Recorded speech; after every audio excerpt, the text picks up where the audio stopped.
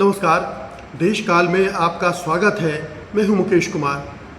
दोस्तों, आपने ऑब्जर्व किया होगा कि अमेरिका के राष्ट्रपति डोनाल्ड ट्रंप ब्रिक्स से बहुत घबराए हुए हैं। इतने घबराए हुए हैं कि लगातार धमकियों पर धमकियां दे रहे हैं। बल्कि उन्होंने ब्रिक्स के मेंबर्स पर 10% टैरिफ लगाने का ऐलान भी कर दिया है। यानी भारत, चीन, रूस, साउथ अफ्रीका, ब्राज़ील 11 देश जो उसके मेंबर हैं, उन पर ये 10% टैरिफ लगा रहे हैं वो। इसके अलावा जो दूसरे टैरिफ के झगड़े हैं वो अपनी जगह पर हैं, लेकिन ब्रिक्स को उन्होंने निशाना पर ले रखा है। और आपको याद होगा कि कुछ समय पहले उन्होंने धमकी दी थी कि अगर ब्रिक्स डी-डॉलराइजेशन की तरफ बढ़ेगा तो वो उस पर 500% टैरिफ लगाएंगे। 500% टैरिफ लगाएंगे अगर ब्रिक्स ने यह फैसला किया कि वो डॉलर के बजाय किसी और मुद्रा में व्यापार करेंगे तो वो उस पर कार्रवाई करेंगे। और जब भारत ने एकदम से समर्पण करते हुए कहा था नहीं नहीं हमारी कोई ऐसी योजना नहीं है, तो उन्होंने ये भी कहा था कि उन्होंने ब्रिक्स को ध्वस्त कर दिया है, तोड़ दिया है। तो पूरी मंशा क्या है, क्यों डोनाल्ड ट्रंप, अमेरिका इतना घबराया हुआ है ब्रिक्स को लेकर, ये है आज के हमारे विषय। और न केवल चिंता की बात है बल्कि जो डी-डॉलराइजेशन का मुद्दा है वो अमेरिका के लिए कितना अहम है, अमेरिकी अर्थव्यवस्था के लिए कितना क्रिटिकल है, इस पर भी हम बात करेंगे। लेकिन शुरुआत करते हैं कि ट्रंप आखिरकार इतने डरे हुए, घबराए हुए क्यों हैं।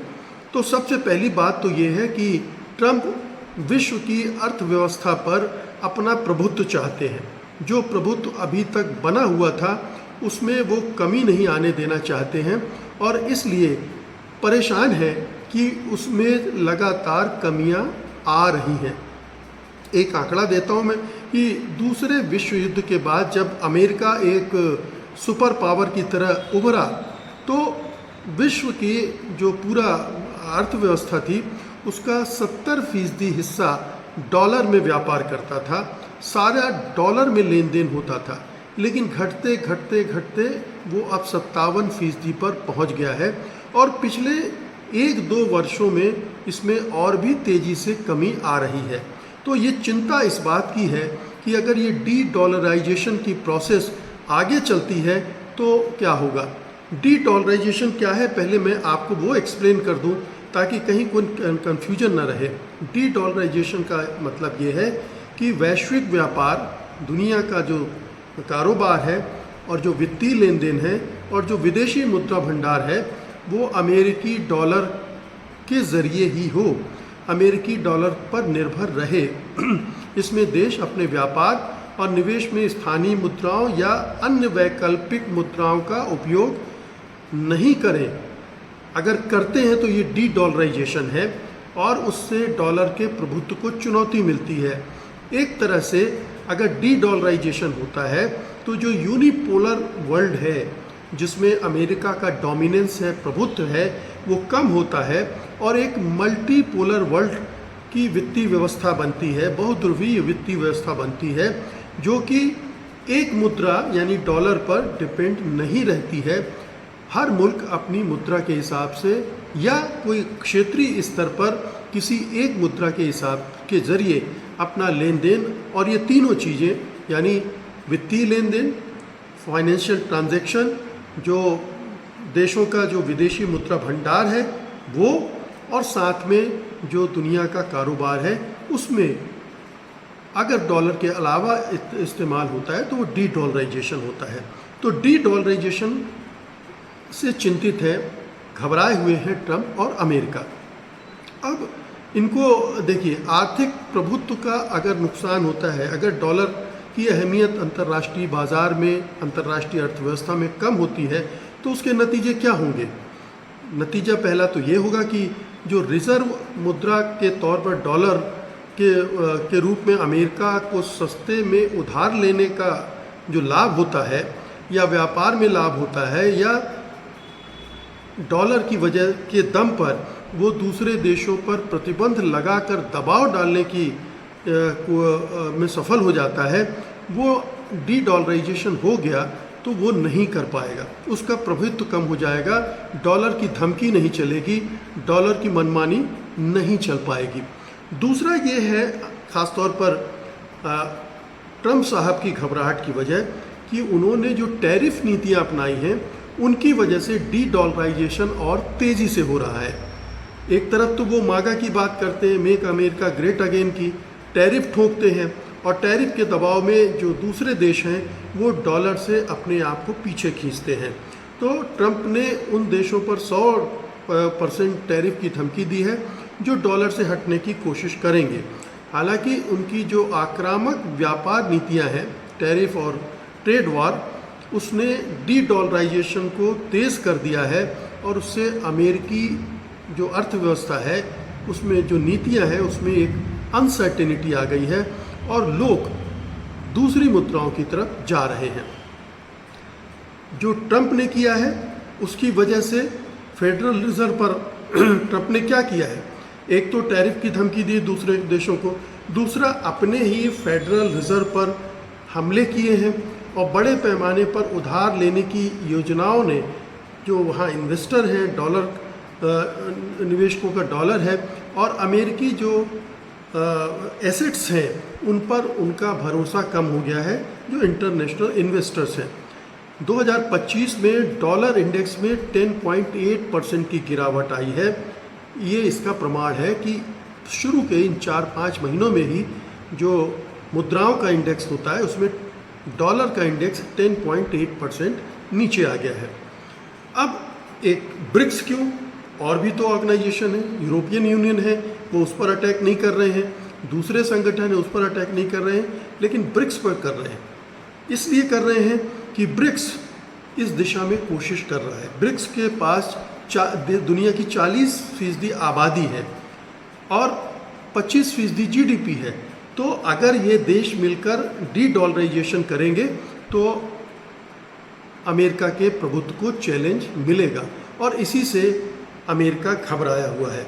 अब इस पर नज़र डालते हैं कि वो कौन सी करेंसी है, कौन सी मुद्राएं हैं जो डॉलर को चैलेंज कर रही हैं और डॉलर बेस्ड जो प्रणालियां हैं उनको चैलेंज कर रही हैं और जो अमेरिका में घबराहट पैदा कर रही हैं। तो सबसे पहले तो चीनी युआन, जिसको RMB भी कहते हैं, युआन उसकी यूनिट है लेकिन RMB के नाम से उस करेंसी को जाना जाता है। तो ये जो है चीनी युआन सबसे ज़्यादा परेशानी पैदा कर रहा है। चीन ने युआन को अंतर्राष्ट्रीय व्यापार में बढ़ावा देने के लिए बहुत सारे कदम उठाए हैं, जैसे cross border interbank payment system CIPS ये उसने बना दिया है और डिजिटल युआन भी उसने चला दिया है। 2024 में एशियान देशों के साथ युआन में 5.8 ट्रिलियन का डॉलर का माफ़ कीजिएगा युआन का व्यापार हुआ है, यानी लगभग 880 बिलियन डॉलर का। ये बढ़ता जा रहा है।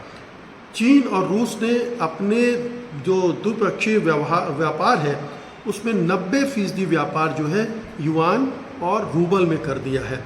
तो युआन एक तरह से एक रीजनल लेवल पर तो करेंसी बनी गया एशियान रूस के साथ। युआन की स्वीकारता भी बढ़ती जा रही है, ख़ास तौर पर एशिया में, मिडिल ईस्ट में, और डॉलर की मांग इसकी वजह से कम होती जा रही है।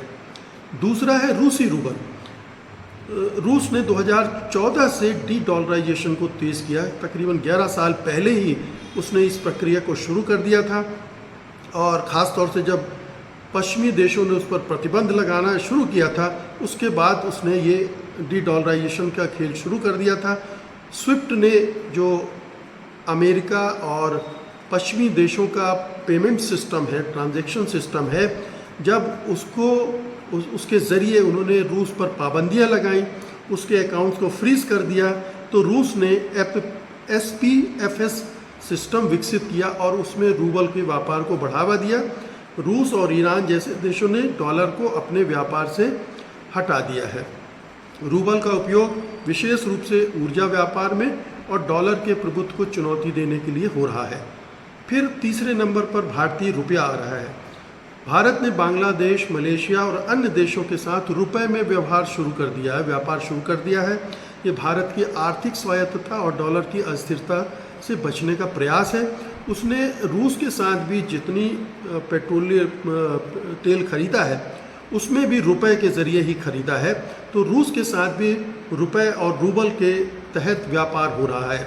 तो ये एक पूरा जो स्थिति बन रही है रुपए के साथ भी बन रही है। फिर यूरो है। यूरो लगभग 20% दुनिया का व्यापार यूरो के ज़रिए होता है और यूरो एक अच्छी करेंसी है जो विकल्प के रूप में भी देखी जा रही है। और उसने भी यूरोप ने इंस्टेक्स सिस्टम बनाए हैं ताकि अमेरिकी प्रतिबंधों से बच सके, और ये एक वैश्विक मुद्रा है। यूरो की स्थिरता और यूरोप के बड़े वित्तीय बाजार इसे डॉलर के लिए एक मजबूत विकल्प बनाते हैं। हालांकि अभी पूरी तरह से ये स्पष्ट एक्सेप्ट नहीं हुई है। एक और विकल्प है जो डी डॉलराइजेशन को आगे बढ़ा रहा है, और वो है कुछ देश डिजिटल मुद्राओं जैसे डिजिटल युआन और सोने को रिजर्व के रूप में बढ़ा रहे हैं। सोने को इकट्ठा कर रहे हैं, बजाय डॉलर इकट्ठा करने के वो गोल्ड इकट्ठा कर रहे हैं। यानी डॉलर की डिमांड कम हो रही। 2022 में जो ग्लोबल साउथ है उसने 1200 टन सोना अपने भंडारों में इकट्ठा किया है, और बिटकॉइन जैसी क्रिप्टो करेंसी भी चर्चा में है। ये विकल्प दीर्घकाल में डॉलर की जगह ले सकते हैं, खासतौर से अगर वैश्विक विश्वास डॉलर में कम होता है। ये विकल्प के माध्यम से काम हो रहा है। अब हाल के जो डेवलपमेंट्स हैं उन पर एक नज़र डालते हैं। मैंने अभी ब्रिक्स की पहल की बात की। ब्रिक्स देशों ने न्यू डेवलपमेंट बैंक NDB बनाया है, और उसके माध्यम से स्थानीय मुद्राओं में कर्ज देना और व्यापार को बढ़ावा देने का काम हो रहा है। 2023 में 23 देशों ने NDB में शामिल होने के लिए आवेदन दिया था। अब आप सोच सकते हैं कि कितने बड़े पैमाने पर ब्रिक्स से लोग जुड़ रहे हैं और अपनी मुद्राओं में व्यापार करने का फ़ायदा उठाना चाहते हैं। डॉलर की गिरावट देखिए 2025 में, जैसा मैंने बताया कि डॉलर इंडेक्स में 10.8% की गिरावट आई, जो 1973 के बाद सबसे ख़राब शुरुआत है, और ये ट्रंप की नीतियों की वजह से हुई। चीन का डिजिटल युआन की मैंने बात की, ट्रंप की नीतियों की बात की। ये सारे हाल के डेवलपमेंट्स हैं जिनकी वजह से जो डी डॉलराइजेशन की प्रोसेस है वो एकदम से तेज होती जा रही है। अब थोड़ा सा और गहराई से देखते हैं कि डी डॉलराइजेशन से अमेरिका को किस तरह से नुकसान पहुंच सकता है। यदि डॉलर की बजाय अन्य मुद्राओं या गोल्ड का उपयोग शुरू होता है तो डॉलर की मांग कम हो जाएगी, और जिससे इसकी कीमत गिरने लगेगी।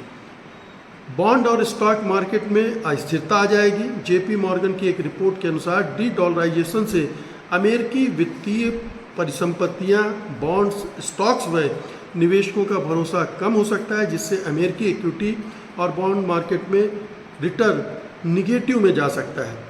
ऋण लागत में वृद्धि हो सकती है। यदि विदेशी निवेशक अमेरिकी ट्रेजरी बॉन्ड से दूरी बनाते हैं बॉन्ड से, तो अमेरिकी सरकार की उधार लेने की जो लागत है वो बढ़ सकती है।